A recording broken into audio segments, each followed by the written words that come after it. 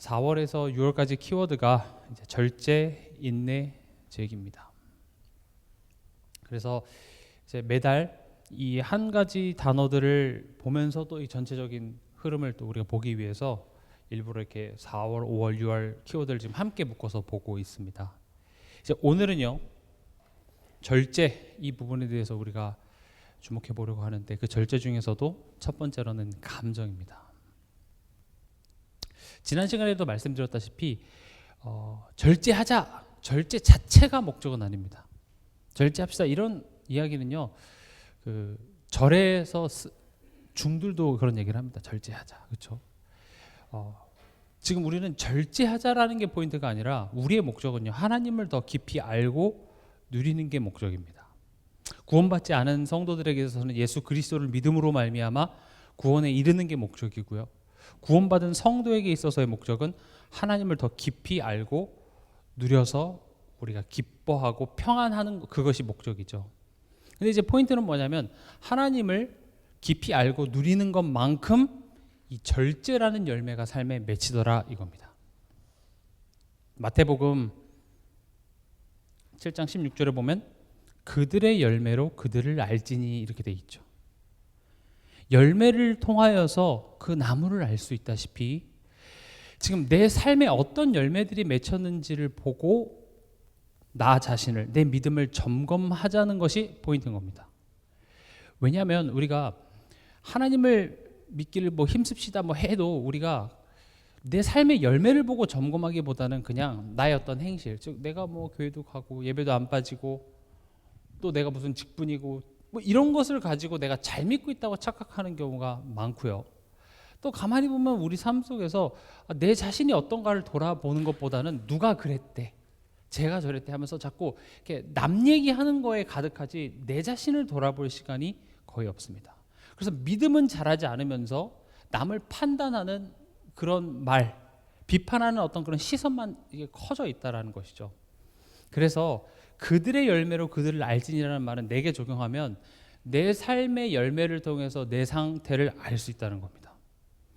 그러면 지금 나에게 있어서 어떤 감정이 있는지, 또 그 감정이 내 삶을 지금 어떻게 이끌어가고 있는지를 보면 그게 내 믿음의 상태입니다. 이번 주 금요일에도 말씀드렸지만 우리의 믿음의 상태를 실제로 보면은요, 우리는요 좌절할 수밖에 없습니다. 약속드릴 수 있습니다. 우린 반드시 무너질 것입니다. 반드시 삶 속에서의 하나님의 도우심과 하나님의 인도하심 없으면요, 우린 반드시 무너집니다. 구원 받았는데요, 네, 구원 받아도 무너질 수 있습니다. 지옥에 간다는 말이 아니라 구원받지 못한 자들과 똑같이 염려하고 불신하고 그런 모습으로 우리는 넘어질 수 있습니다. 그래서 우리의 믿음의 상태를 올바로 알면 알수록 우리는 그래서 나는 예수를 붙잡아야 되는구나. 그래서 나는 더욱더 기도하기를 힘써야 되는구나. 벌 받을까 봐 기도하라는 말 아닙니다.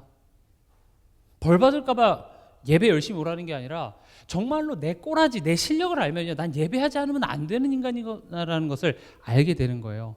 근데 내 실력을 모르고 내 상태를 모르니까 그냥 내가 지금까지 살아왔던 대로 지금 또 똑같이 살아가는 거죠. 예배드리지 않아서 망한다기보다는 예배드리지 않으면 안 되는 내 실력을 모르고 지금 현실에서 하니까 백전백패 할 수밖에 없는 것입니다. 오늘 그래서 말씀도 결국 감정을 잘 절제하자가 포인트가 아니라 절제하는 열매가 나와야 되는데 굉장히 내 삶 속에 되게 감정적인 나인 거죠. 또 그렇게 감정적인 게 무조건 나쁘다라는 것은 아니고, 그 감정적인 것들이 결국 하나님을 믿지 못하는 것에서부터 비롯된 감정들이고, 그것조차도 우린 인지하지 못하고, 인지해도 우린 또 감정적인 선택을 할 수밖에 없는 것이 우리의 현실이라는 겁니다. 그런 우리의 영적인 상태를 우리가 분명히 알고 인지하고 깨달아서 더욱더 하나님을 구체적으로 우리가 붙잡고 의지할 때에 어떻게 됩니까? 우리의 믿음은 자라나게 되어 있습니다. 그러니까 우리가 신앙생활을 되게 이렇게 추상적으로 관념적으로 해왔다라는 증거가 우리 삶 속의 열매를 보면 변화되는 게 없잖아요. 그만큼 내가 그냥 막연하게 어렸을 때부터 그냥 교회에 다녔고 예수는 그럼 그리스도로 대답하고 뭐 그냥 이렇게 대답은 할 수 있는데 정작 그 말씀을 내 삶 속에 드러나는 그 열매를 점검하는 것으로, 또 그 안에서 내가 믿음으로 도전하는 것으로 그 말씀을 갖다 대지 않았기 때문에 언제나 제자리인 겁니다. 여러분들도 여러분들 주변에 나 크리스천이야 라고 이야기하지만 네가 크리스천이라고? 여러분들도 약간 그렇게 제가 교회 다녀? 이런 사람들 있잖아요. 그렇죠? 좀 저럴 수 있었는데 알고 보니까 장로래. 알고 보니까 권사래. 어때요? 나도 크리스찬이면서 교회 다니는 것들은 안 된다. 그렇게 생각하잖아요. 근데 사실 그 모습이 우리 모습일 수 있다고요. 교회를 오래 다녀도 말씀을 가지고 지금 내 삶 속에 드러나는 열매를 바라보고 말씀 안에서 십자가에 동참하는 삶, 즉 내가 깨지고 하나님을 더욱더 깊이 알고 믿는 새로운 사람으로 변화되어지는 이 예수님의 죽으심과 부활하심에 매일매일 동참하지 않은 크리스천들은 결국 그렇게 돼 있습니다. 내 주장만 강하고, 좋을 때는 내가 잘난 거고, 힘들 때는 하나님 도와주세요. 피해, 온갖 동네에 피해 다 주면서 하나님은 내 편이시지. 이게 좋은 신앙이 같습니까? 애초에 잘못된 겁니다. 내가 교회에서 얼마나 내가 열심히 하는데, 내가 교회에서 전도를 얼마나 열심히 하는데 하면서 내 가정, 내 주변, 내 직장에서 누가 봐도 너는 별로야. 그런 열매가 날 수가 없다는 겁니다. 신앙과 삶은 분리되지 않습니다. 신앙과 삶은 함께 가는 것이고, 오히려 삶이 열매이기 때문에, 삶이 우리를 훈련하는 훈련의 장이기 때문에 삶에서 넘어지고 깨지고 하는 과정 속에서 해봤지만, 열심히 해봤지만 안 되기 때문에 더욱더 나는 하나님을 간절히 붙잡게 되는 것입니다. 그래서 올바로 신앙생활을 제대로 오래 하면 할수록 믿음이 어린아이와 같은 믿음이 생깁니다. 내가 뭐 복음 좀 알지 하면서 뭐 아는 것처럼 믿는 게 아니라 정말로 나는 아무것도 아니구나 라는 것을 알기 때문에 말씀 앞에 더욱더 아멘 아멘, 기도합시다. 그러면 진짜 기도해야지가 되지, 야 뭐 기도한다고 되냐, 복음 알면 되지, 기도 열심히 한다고 되는 거 아니야, 그런 말장난을 하지 않게 돼 있습니다. 서론으로요, 여러분, 감정이 나쁜 것입니까?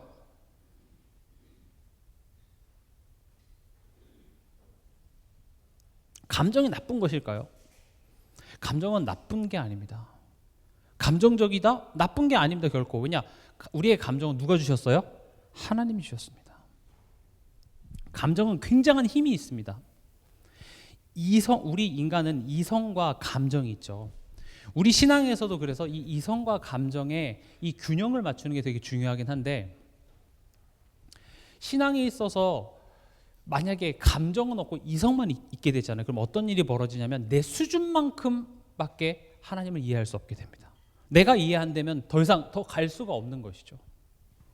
만약에 우리 인류에게 있어서 감정이 없었다면요, 우리 인간은요 이미 멸종했을 겁니다. 그 배 아프고 그 비효율적인 출산을 왜 합니까? 그렇죠? 아무리 생각해도 이성적으로 적어도 하나 나보고 이거는 인간이 할 짓이 아니다 하고 하나만 낳았을 텐데 둘, 셋 이렇게 낳는 이유가 뭐예요? 감정의 동물이기 때문에 그래요. 하나님께서 우리에게 감정을 주셨습니다. 신앙에 있어서도 우리가 이성만 가지고 한다면요, 내가 이해하지 못하면 그 이상을 뛰어넘지 못합니다. 그러나 문제는 뭐냐, 너무 감정적이게 되다 보니까 생각을 하지 않는다는 거죠. 그냥 고함만 지르고 울고, 그리고 집에 가서 또 원래대로 돌아가고. 포인트는 감정이 나쁘다가 아니라 감정이 나를 지배하지 못하게 하라. 이게 포인트입니다. 감정이 나쁘다가 아닙니다. 감정이 나를 지배하지 못하게 해야 됩니다. 왜냐? 하나님께서 내 삶을 통치하고 인도하시기 때문에 그렇습니다. 하나님께서 내 삶을 지금 인도하심을 우리가 믿고 그 인도에 내 몸을 맡겨 드려야 되지, 내 감정이 날 지배하게 하면 안 된다는 것입니다. 첫 번째로요, 감정은요 내가 그냥 어떤 느낌을 느끼는 것에서 끝나는 것이 아니라 그게 어디로 이어지냐? 내 선택으로 이어집니다.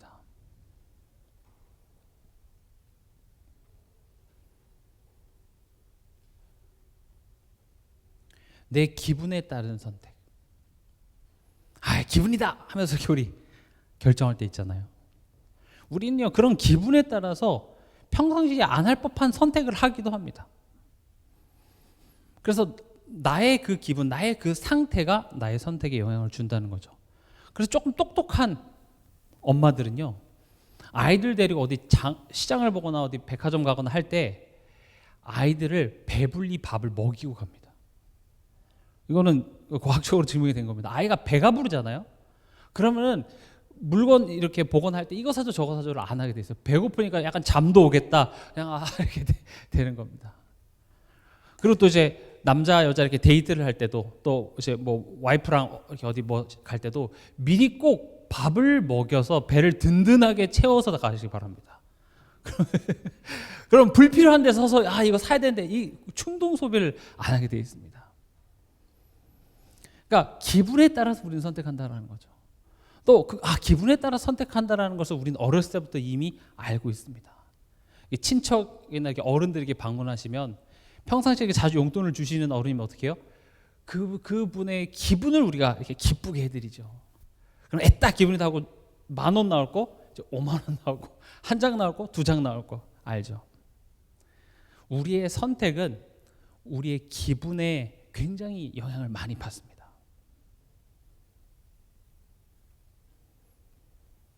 그래서 우리는 이성적인 선택보다는 감정적인 선택을 할 때가 굉장히 많습니다. 홧김에 이런 말 있죠. 감정적인 선택이 전 무조건 나쁘다고 얘기하는 것은 절대 아닙니다. 때론 감정적인 선택이 내 수준을 뛰어넘는 좋은 선택을 할 때도 많습니다. 예를 들어서 내가 무언가에 감동받아서 어떤 선택을 할 때가 있죠. 어떤 그 어린 학생을 내가 너무 감동받아서 도와줬는데 그게 그 학생에겐 굉장히 큰 인생의 전환점이 될 수도 있는 것이고요.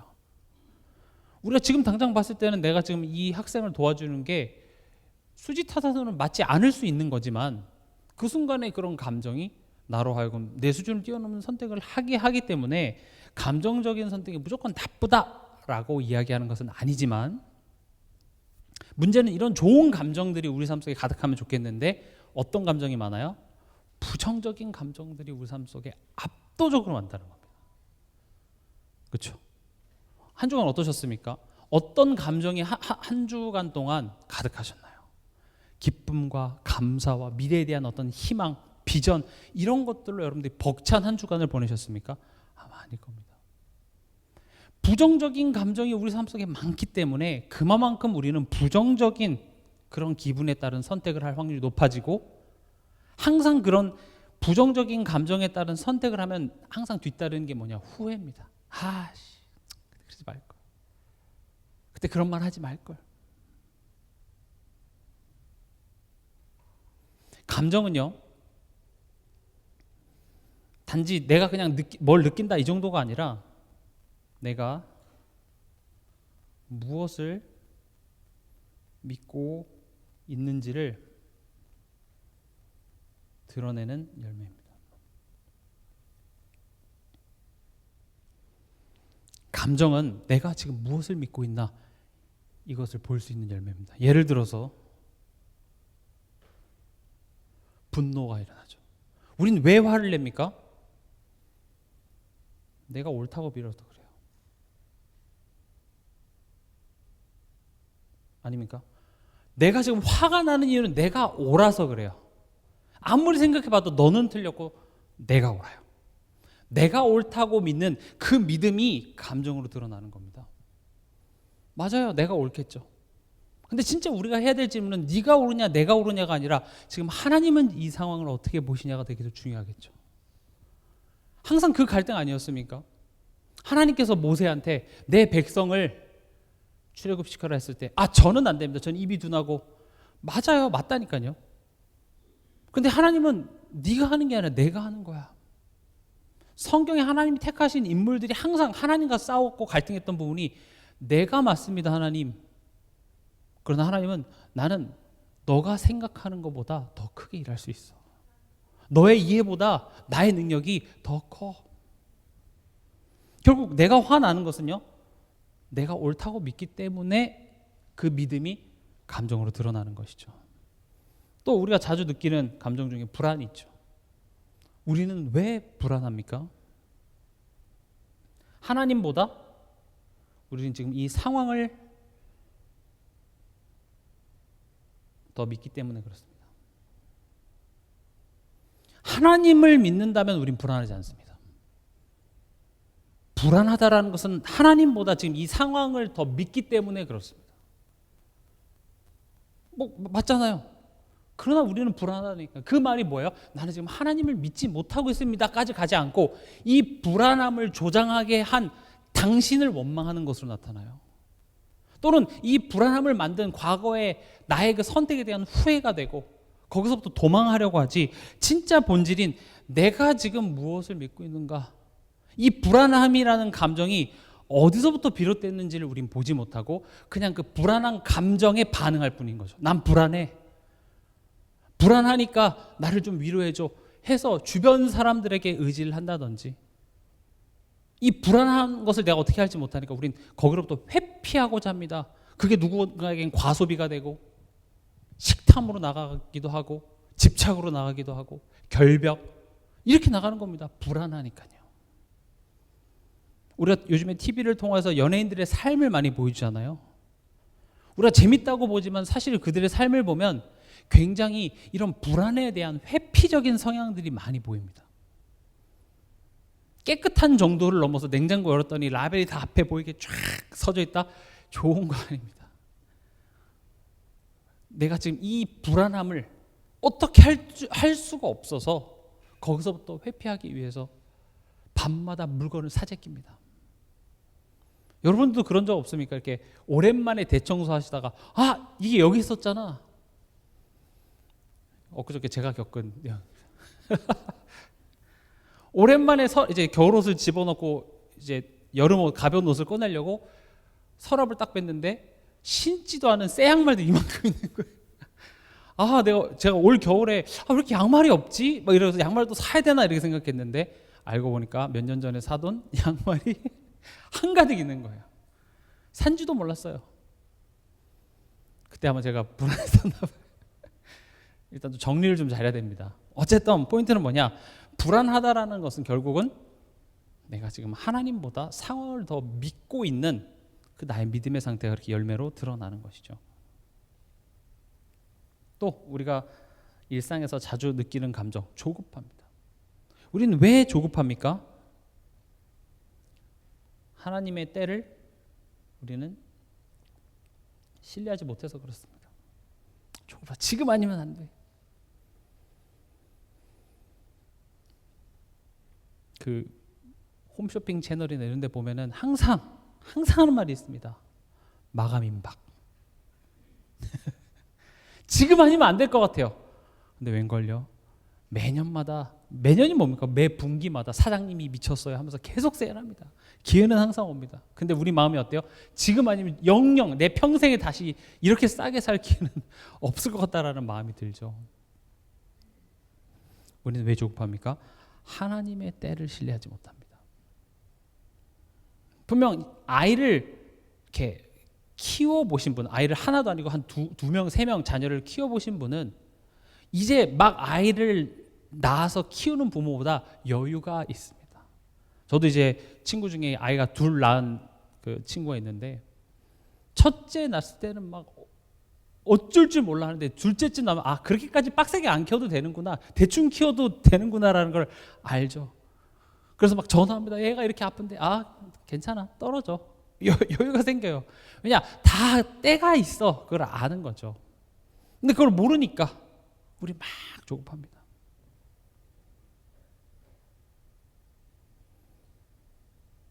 우리는 왜 낙심합니까? 하나님의 우리가 능력을 믿지 못해서 그렇죠. 그러니까 지금 제가 말한 이 내용을 제가 지금 어떻게 했냐, 이 단순한 감정 문제가 아니라 이것은 하나님과의 관계 문제다라는 것으로 제가 지금 연결을 계속 짓고 있습니다. 이렇게 해야 신앙이 우리 삶에까지 이렇게 녹아져 가는 겁니다. 교회 와서 그냥 주여 세게 부르짖고 기도 몇 번 했고 성경 몇 번 읽는 것이 신앙의 끝이 아니라 그 신앙이 실제적으로 우리 매일매일 특히 내 내면의 그런 수많은 그런 감정들에 영향을 줘야 되고 그 감정을 변화시키는 능력으로 가기 위해서는 우리가 이렇게 생각을 해야 됩니다. 감정은 나의 믿음의 상태를 보여줍니다. 감정에 지배당하지 말고 감정을 정복하시기 바랍니다.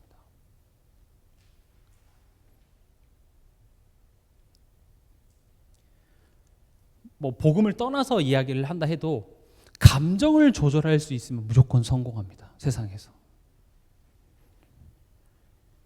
이 감정을 조절할 수 있다는 것은요, 엄청난 힘입니다. 우리가 영화나 드라마를 봐도 그 주인공과 그냥 흔한 엑스트라나 범인의 차이가 뭡니까? 주인공은 감정에 휘둘리지 않더라는 겁니다. 우리 어떤 조직의 보스나 어떤 위인을 그릴 때도 항상 부각되는 부분이 모두가 다 감정에 동요할 때 감정에 동요되지 않고 평정심을 유지하는 그런 사람들이 리더가 되잖아요. 근데 이 감정을 잘 조절하는 사람과 나의 차이는 대단한 것에 사실 있지는 않습니다. 뭐의 차이가 있냐? 이 멈춤의 시간이 있고 없고의 차이입니다. 긴 시간도 아닙니다. 우린 딱 화가 나면 바로 그냥 즉각적으로 그 감정에 반응하지만 결국 그 감정이 왔을 때 잠깐의 멈춤의 시간입니다. 1분도 좋고 10분도 좋고 잠깐 그 멈춤의 시간이 있고 없고가 굉장한 차이를 만들어내는데 이 멈춤의 시간이 곧 이 생각의 시간인 겁니다.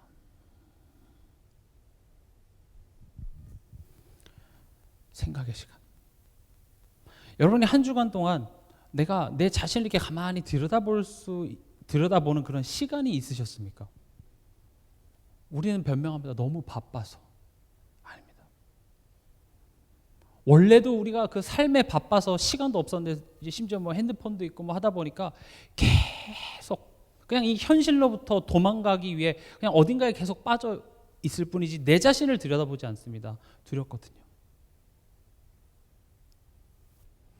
너무 바빠서 우리는 생각할 시간조차도 없습니다. 우리 신앙인에게 있어서 이 생각의 시간이라는 게 뭡니까? 기도의 시간입니다. 말씀 앞에 서는 시간입니다. 그러니까 저는 말씀을 많이 보면 그 횟수 때문에 또 기도라는 행위에 하나님이 감동받아서 복 주는 것이 아니라 그것이 나를 살리는 길입니다. 심지어 말씀이 아니고 그냥 복음 없이도 생각의 시간을 갖는 것은 인간에게 있어서 굉장히 유익한 시간이 됩니다. 하물며 그 시간에 내가 하나님 앞에 섭니다. 그 시간 앞에 내가 말씀을 생각합니다. 엄청난 일이 벌어질 수밖에 없습니다. 그런데 여러분들이 이렇게 딱 생각해 보셨을 때 불교에 다니는 사람들의 이미지들과 교회 다니는 사람들의 이미지를 한번 떠올려 보세요. 누가 더 여유 있어 보입니까? 누가 더 여유 있어 보이죠? 성도들이 여유 있어 보입니까? 저는 솔직히 불교 다니는 사람들 훨씬 이렇게 여유가 있어 보이긴 해요. 뭐 절이 산에 있어가지고 여유가 있는 건지 모르겠지만 뭔가 이미지가요. 막 예수 막 믿고 하면 더 사실은 여유가 있고 그래야 되는데 오히려 더 조급하고 더 생각하지 못하고 더 시끄럽고 사실 우리가 올바로 신앙생활을 했다면은 불교 이런 거랑 차원이 다른 여유와 그런 내면의 힘들이 있어야 돼요. 근데 특히 이 대한민국의 기독교의 발전이 이 경제 성장과 맞물려서 발전하다 보니까 그 교회가 강조하는 것이 어떤 교회의 양적인 부흥, 큰 건물 이런 것, 그래서 전도했고 사람 많이 모으고 으쌰으쌰 하는 거에 집중하다 보니 결국 그 한 사람 한 사람의 내면이 튼튼해지고 자라나는 것을 비교적 소홀히 했던 까닭에 지금 이런 열매가 나타나는 겁니다. 남 얘기할 필요 없이 나는 어떻습니까? 좋은 아빠가 돼야 복을 받는 게 아니라 하나님과의 관계가 깊어지면 깊어질수록 나는 좋은 아빠가 될 겁니다. 나는 좋은 엄마, 좋은 남편, 좋은 아내, 좋은 직장 상사가 라는 열매로 나타나져야 됩니다. 근데 그렇지 않잖아요. 세상에서 나는 예수 믿는데 그러니까 그런 빙의를 많이 합니다. 내가 여유 없이 내가 감정 조절 안 돼서 어떤 행동들을 해놓고 내가 주를 위해 핍박받는다면서 안 됩니다. 직장에서 일도 불성실하게 하고 남들한테 계속 피해를 주면서 수협에 간다고 오늘 일찍 가야 된다고 하면 누가 좋아하겠습니까? 그렇죠? 가정 안에서 엄마가 맨날 우리 엄마는 되게 감정적이고 화나면 막 저렇게 하는 걸 뻔히 보면서 교회 가야 돼 이러면은 자녀들이요 안다니까요. 안 믿는 주변의 사람들이 벌써 느껴요. 포인트는 그 사람들을 전도하기 위해서 훌륭해져야 된다 그걸 얘기하는 게 아니라, 그리고 이렇게 말을 해도 우리는 여전히 삶 속에서 그렇게 감정적으로 많이 무너질 것입니다만은, 오늘 강조드리는 게 뭐죠? 그런 내 모습을 바라보면서 내가 지금 하나님을 믿지 못하는구나. 나의 영적 상태를 자꾸 점검하며 오늘도 내가 십자가 앞에 더 가까이 가오니. 이게 우리가 더욱더 예수 그리스도를 의지해야 될 이유가 되는 겁니다. 나의 믿음 없음이 보여져서요.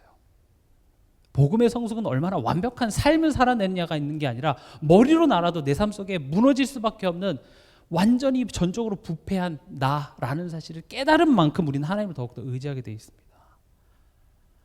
내가 얼마나 모질한 인간인지 깨달은 만큼 나를 자녀 삼아주신 것이 큰 감사와 은혜로 느껴집니다. 내가 잘 믿었기 때문에 하나님 내게 복 주시는 것 같습니까? 아닙니다. 무조건 은혜입니다. 하나님이 나에게 매번 기회 주는 것이 너무나도 감사하고 놀랍습니다. 그 감사가 내 꼬라지를 알고 그 하나님의 사랑의 그 무한한 무궁하심과 그 풍성함을 알면 알수록 내가 기쁨으로 헌신하고 기쁨으로 내가 또 다른 성도들 위해 기도하고 이게 되어지는 거예요. 교회에서 뭔가 헌신, 봉사 이렇게 얘기하면 부담이 되는 이유가 뭔 줄 아십니까? 아마 적어도 이 자리에 계신 분들은 다 내가 교회를 위해서, 주를 위해서 뭔가 하고 싶지만 내 삶이 힘들어서 안 돼요. 그게 부담스럽다라는 것은 그게 하기 싫다는 게 아니잖아요. 그렇죠? 내 삶이 힘들어요예요. 그럼 내가 힘을 얻어야죠. 그렇죠? 다시 말씀드리지만 우리 삶 속에 일어나는 일들을 하나님은 모르고 계시지 않습니다. 하나님이 지금 여러분들 삶 속에 여러분들이 하나님 나 이것 때문에 힘들어요라고 말하지 않으면 하나님이 미안해 나 몰랐어 나 너가 그렇게 힘든지 몰랐네. 하나님이 내가 이야기해줘야 알까요? 아니에요. 아세요. 하나님은 여러분들을 단 한순간도 떠나신 적이 없습니다. 심지어 우리가 죄인 되었을 때 하나님이 나를 먼저 사랑하시고 여러분 한 사람 한 사람을 위한 구원하기 위해서 창세전부터 하나님은 계획하시고 준비하신 겁니다. 지금까지 내가 온 게 내 힘으로 내가 믿고 내 의지로 온 것 같습니까? 큰 착각입니다. 하나님께서 나를 지금까지 이끌어 오셨고 하나님이 오늘 저녁이라도 가야 돼요. 인간은 결국 죽습니다. 어린 아이로 태어나잖아요. 가난아이가 태어나면 아무것도 못합니다. 그냥 자고 먹고. 근데 우리가 점점 이제 나이가 가까워지고 주님 앞에 가까울 날이 가까우면 가까울수록 우리는 다시 처음에 왔던 그 모습으로 돌아갑니다. 점점 아기가 되어져 갑니다. 그걸 누가 바꿀 수 있을까요? 아무리 피부가 가서 막 이렇게 넣고 막 해도 그걸 이길 수 있는 사람은 없습니다. 결국 우리는 하나님이 부르실 때 다시 돌아가는 그런 유한한 존재라는 사실을 다시 한번 생각해 보시기 바랍니다. 생각의 시간을 갖기 바랍니다. 우리도 그래서 이렇게 누구한테 이렇게 사과할 때 생각해 보니까 이런 말을 하죠. 생각해 보니까 내가 미안했어. 포인트는 생각해 봤다라는 겁니다. 생각해 보니까 정신이 차려지는 거죠. 생각해 보니까 내가 그때 조금 감정적이었다 되는 거죠. 그래서 이 생각의 시간을 통하여서 지금 내가 어떤 상태인지가 파악되고 인지하는 것이 중요합니다. 지금 나는 어떤 감정의 상태지? 지금 우리가 집중해야 될 것은 너 때문에 하면서 저 상대방이 얼마나 나쁘고 저 상대방이 얼마나 못됐는지에 대해서 우리의 지금 집중력이 있어야 되는 것이 아니라 나에게 있어야 됩니다. 근데 대부분 아직 오지 않은 미래에 대해 집중력이 가 있고 이미 지나가 버린 그 과거에 가 있죠. 그래서 우리 삶 속에 이런 멈춤의 시간이 매우 중요합니다. 사실 이 멈춤의 시간이 어떤 대단한 해답을 주지 못해도 어쨌든 간에 그 감정의 충동적인 행동을 안 하게 하기 때문에 비교적 실수할 확률이 적어지는 겁니다. 근데 문제는 뭐냐면 아무리 내가 이 생각의 시간을 가진다 하더라도 인간의 본질은 뭡니까? 죄인입니다. 죄성을 가지고 있습니다. 그 말은 뭡니까? 하나님으로부터 멀어지는 선택밖에 하지 못하는 것이 인간입니다. 그래서 생각의 시간을 갖는 건 좋지만 그 생각하는 주체가 죄인이기 때문에 해봤자 그 생각이 뻔해요. 하나님으로부터 멀어지는 것밖에 못하는 겁니다. 그래서 우리는 단순히 생각의 시간을 갖는 차원이 아니라 하나님 앞에 서는 시간. 이게 세상의 종교와 복음이 다른 이유입니다. 세상의 종교는 너가 생각하고 너가 돌을 닦아서 너가 훌륭해지라지만 복음은요, 내가 생각하면 생각할수록 나에게서 좋은 것이 나올 수 없다라는 사실을 알고 하나님 앞에 서게 돼 있습니다. 나는 답이 없구나. 그래서 예수님이 나를 대신해서 죽으셨구나. 예수님이 나를 대신해서 고난받으셨구나. 그 사랑에 내 영혼을 푹 담그는 겁니다. 그 은혜가 나를 변화시키는 것이죠. 하나님 앞에 서는 시간. 앞서 말씀드렸던 것처럼 단순한 감정 문제가 아니라 하나님과의 관계 문제라고 말씀드렸습니다. 우리가 이 신앙의 여정을 살아가면서 우리가 가장 우리에게 모델이 되시는 분이 바로 예수님이십니다. 거듭 말씀드리지만 예수님의 십자가의 여정은 두 가지 의미로 중요합니다. 첫 번째로는 예수님의 그 십자가의 여정은 우리를 구원하시는 하나님의 방법이었습니다. 이 부분은 우리가 너무 잘 알고 있죠. 그리고 두 번째로 중요한 게 뭐냐? 우리가 가야 될 십자가의 여정을 예수님께서 모범을 보이셨습니다. 우리가 가야 될 길이에요, 그게. 그럼 예수님은 그 여정을 어떻게 가셨는지 가만히 보면 거기가 내가 어떻게 해야 될지에 대한 답이 나옵니다. 예수님은요, 사역을 굉장히 열심히 하셨습니다. 때로는 끼니를 굶어가면서 열심히 하셨는데, 근데 예수님이 꼭 지키신 게 뭐냐? 밤을 새워서 사역하지 않으셨습니다. 마치 이렇게 셔터를 내리는 것처럼 의사들처럼 딱 셔터 내립니다. 그리고 예수님이 사역 보면 예수님이 항상 물러가십니다. 아니 예수님 저렇게 멀리서 예수님 병 고쳐달라고 이렇게 왔는데 예수님 이렇게 스스로 피곤하면 물러가라 이렇게 기도하시면은 초인적인 능력으로 밤새워서 다 치료하실 수 있지 않습니까? 근데 예수님 그렇게 안 하십니다. 왜냐? 그게 지금 우리가 걸어가야 될 길이기 때문에 예수님이 초인적인 힘으로 계속 살아가 버리면 예수님의 삶은 우리가 본을 받을 수가 없는 것이죠. 예수님은 어떻게 하셨습니까? 그렇게 열심히 사역하셨지만 우리로 따지면 9시부터 6시까지 딱 일하고 퇴근해서 집에서 이제 뭐 드신 겁니까? 아닙니다. 예수님은 항상 하나님 앞에 서셨습니다. 하나님으로부터 힘을 공급받고 하나님으로부터 내 생각을 정리하고 그래서 제가 뭐 다음 시간에 좀 여기서 구체적으로 얘기할 텐데 이 감정의 샤워를 하고 집에 들어가시기 바랍니다. 감정 샤워입니다. 여러분들이 직장에서 막 짜증나고 막 했던 이런 복잡한 생각을 그대로 가정에 가지고 들어가잖아요. 그럼 그 안 좋았던 감정들을 가지고 사랑하는 내 자녀에게 마음에도 없는 말을 하게 되고요. 사랑하는 내 상대방에게 이 부정적인 감정의 그 선택들이 나가서 후회하게 된다는 겁니다. 그래서 여러분들이 적어도 퇴근하시면서 집에 오시면서 이 감정들을 하나님과 함께 하나님께 얘기하고 하나님과 그것을 쇼부를 치시기 바랍니다. 하나님 나 속상합니다. 하나님 내 마음이 이렇습니다. 적어도 그렇게 하나님과의 소통을 통하여서 내 감정이 정리되고 그게 깨끗하게 씻고 내가 집에 들어가야죠. 그렇지 않으면 그 감정들이 내 자녀에게 다 묻게 돼 있습니다. 예수님은 아무리 바쁘시더라도 그것을 멈추시고 하나님 앞에 서는 시간을 가졌다라는 겁니다. 굉장히 중요합니다. 우리가 삶을 살면서도 보면 내 감정이 무너질 때 보면 뭔가 계속 바쁘게 삶이 계속 돌아갈 때 내 감정이 무너집니다. 여러분들이 일을 많이 한다고 해서 그게 꼭 효율이 있는 것이 아닙니다. 여러분들이 딱 시간을 정해놓고 내가 하나님 앞에 서는 그 시간을 여러분들이 무조건 확보하시기 바랍니다. 별거 아닌 것 같지만 그게 결국 쌓여서 나중에 번아웃이 오기도 하고요. 그게 나에게 굉장히 우울증으로 찾아오기도 하고요. 사람이 아무리 몸이 건강해도요, 마음이 고장나면 답이 없습니다. 그렇죠? 세상에서 좀 몸이 불편한 사람들이 뭔가를 이룰 수는 있어도 마음이 고장난 사람은 아무 쓸데가 없습니다. 오늘 결론으로도 보겠지만 하나님께서 강조하신 게 뭡니까? 너의 마음과 생각을 지키시리라. 너의 건강을 지켜줄게, 너의 재물을 지켜줄게가 아니라 너의 마음과 생각을 지키시리라. 여러분들의 마음과 생각이 너무 중요합니다. 여러분들의 신앙은 그냥 하나님이라고 외치고 끝나는 것이 아니라 하나님을 믿는 그 믿음이 내 마음과 생각을 지키는 힘으로써 여러분들이 누리셔야 되는 것이 올바른 신앙입니다. 예수님은 하나님 앞에 섰습니다. 예수님도 굉장히 감정적인 순간이 있었습니다.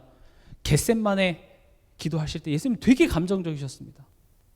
내 마음이 괴로워 죽게 생겼다. 막 힘들어하시고 고통스러워하셨습니다. 그렇게 고통스러워할 때 예수님은 어떤 선택을 하셨습니까? 하나님 앞에 섰습니다. 하나님 앞에 괜찮은 것처럼 얘기한 것이 아니라 하나님 내가 괴롭습니다. 이 잔을 내게서 옮겨주시옵소서. 그 감정을 가지고 사람을 의지하고 다른 것을 의지하지 마시고 그 감정을 가지고 하나님과 대화하시기 바랍니다. 그렇게 예수님께서는 내 감정이 막 요동칠 때 하나님 앞에 서시고 정작 로마 군인들 앞에 있을 때는 어땠습니까? 감정적으로 흔들리지 않으셨습니다. 근데 제자들은 딱 반대로였어요. 제자들은 예수님 기도하실 때 세상 편안했죠. 그냥 태평하게 마음속에 늘 평안해. 근데 현실이 딱 다가오니까 어때요? 베드로 칼 빼갖고 귀 자르죠. 저는 그걸 귀를 노렸다고 생각하지 않습니다. 진짜 죽이려고 하는데 피해서 이렇게 귀가 잘렸다고 저는 생각을 하거든요. 무슨 베드로가 사무라이도 아니고 어떻게 귀만 이렇게 탁 잘랐겠습니까? 그게 우리 모습이에요. 평상시는 괜찮다가 문제만 생기면 굉장히 감정적으로 가는. 그러나 예수님은 어떻게 했습니까? 그 감정적인 것을 하나님 앞에서 풀고 그리고 진짜 딱 중요할 때는 말씀 앞에. 예수님이 야 니네 왜 몽둥이 갖고 왔냐? 뭐 강도 잡으러 왔어? 나는 말씀을 성취하려고 난 죽을 거야. 그래서 예수님께서는 자발적으로 이렇게 가십니다. 흔들리지 않습니다. 아, 하나님의 뜻이 성취되어지는 것이구나. 이런 고백들이 어느 날 나오는 것이 아니라 평상시에 나의 그런 복잡한 감정들을 하나님과 푸는 그 하나님 앞에 서는 시간이 있었기 때문에 그것이 현실 속에서 감정으로 흔들릴 때 나의 감정을 딱 잡아줄 수 있는 힘이 되더라는 것이죠. 그래서 여러분들이 평상시에 힘을 기르시기 바랍니다. 어떤 힘이냐? 하나님 앞에 서는 힘인데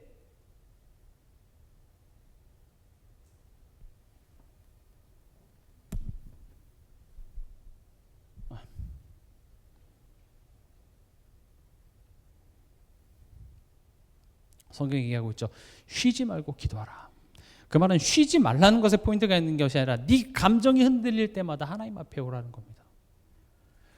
감정이 흔들리는 것을 다른 것으로 쉼을 얻으려고 하지 말고 나에게 와.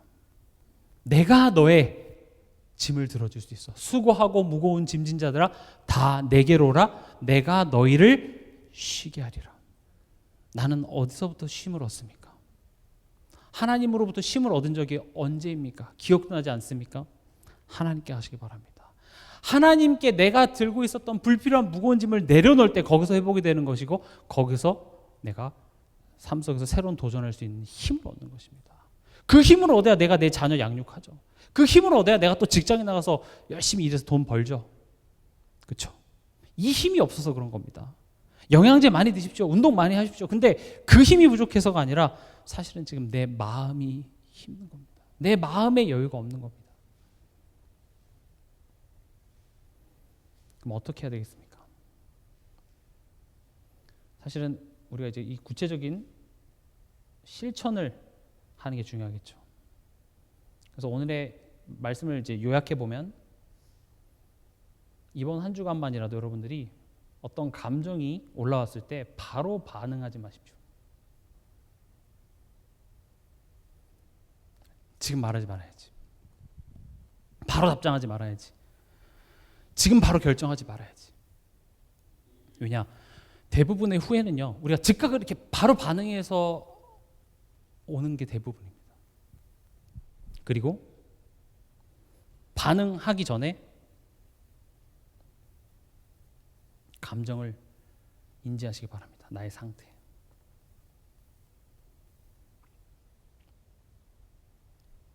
지금 내가 화가 났구나. 지금 내가 불안해하고 있구나. 내가 조급하구나. 이런 감정을 내가 인지하지 못하면 이미 감정에 끌려가고 있는 겁니다. 한번 가만히 여러분들 스스로 돌아보세요. 어떤 감정이 딱 왔을 때 지금 내가 이런 상태구나가 인지 안 되고 분명히 그 원망의 화살이 누군가에게 가 있을 겁니다.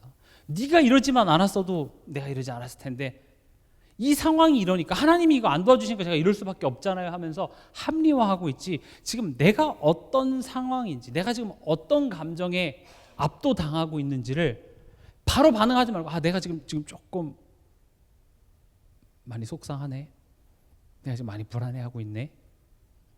이 짧은 시간을 여러분들이 한번 실천해 보시기 바랍니다. 그리고 질문을 하시기 바랍니다. 그게 바로 기도입니다. 이 감정의 원인이 무엇인지,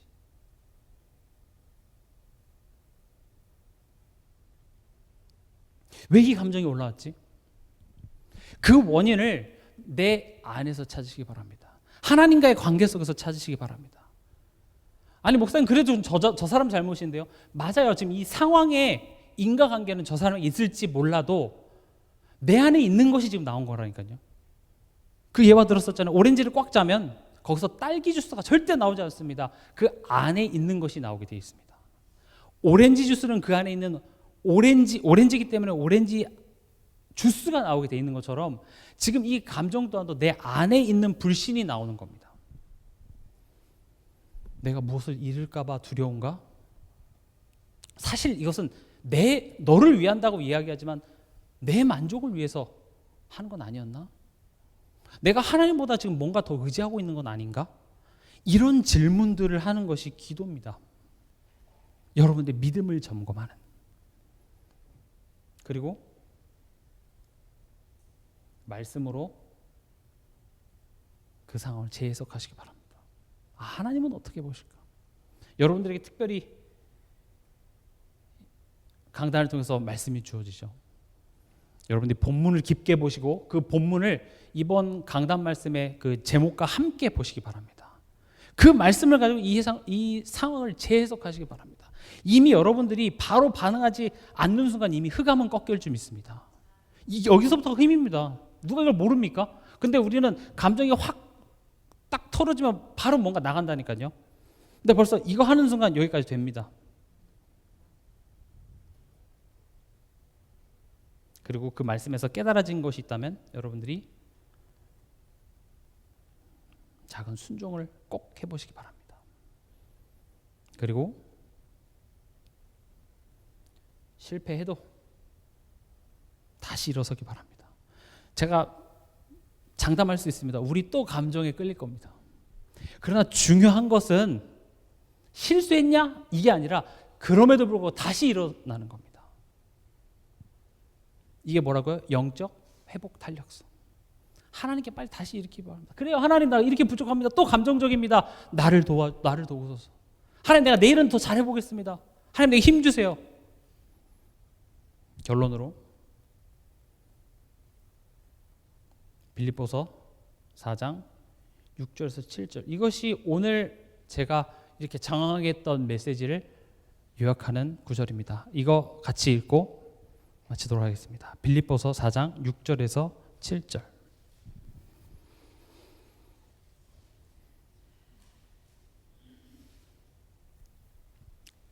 같이 읽겠습니다. 빌립보서 4장 6절 7절. 아무것도 염려하지 말고 다만 모든 일에 기도와 간구로 너희 구할 것을 감사함으로 하나님께 아뢰라. 그리하면 모든 지각에 뛰어난 하나님의 평강이 그리스도 예수 안에서 너희 마음과 생각을 지키시리라.